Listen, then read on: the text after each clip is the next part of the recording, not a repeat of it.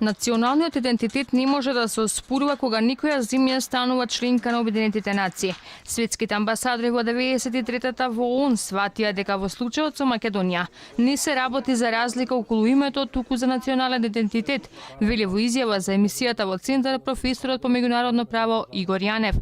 Токму тоа беше и грчката стратегија пред 25 години, да исчезна македонскиот идентитет.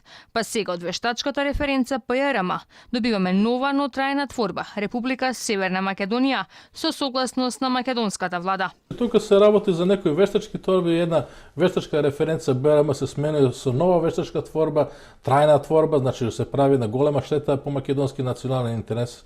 Се бара од нас да се сами откажеме дека сме македонци, сами да го откажеме тој идентитет, сами да го урушиме државноста на Македонија.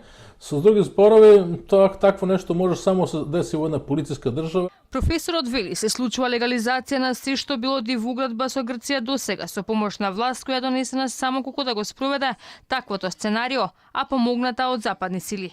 И покрај сценаријата како да се влие на народот, експертите велат дека референдумот на 30 септември ја даде јасната слика дека народот не се согласува со промена на уставното име, а уште помалку со бришењето на македонскиот идентитет. По неуспешното народно изјаснување, сепак собраниската процедура влегува во финална фаза, но при тоа заобиколувајќи го уставот неколку пати кој всушност се менува. По завршувањето на уставните измени, председателот Иванов повторно мора да даде амин на целиот закон, но ако не даде зелено светло, мнозинството ќе поднесе импичмент кој е веќе спремен, тврди Јанев. За ЕФС има некоја цел таму да остане на власт. Претпоставам дека основната цел е таа. Имам информација дека импичментот е веќе напишан.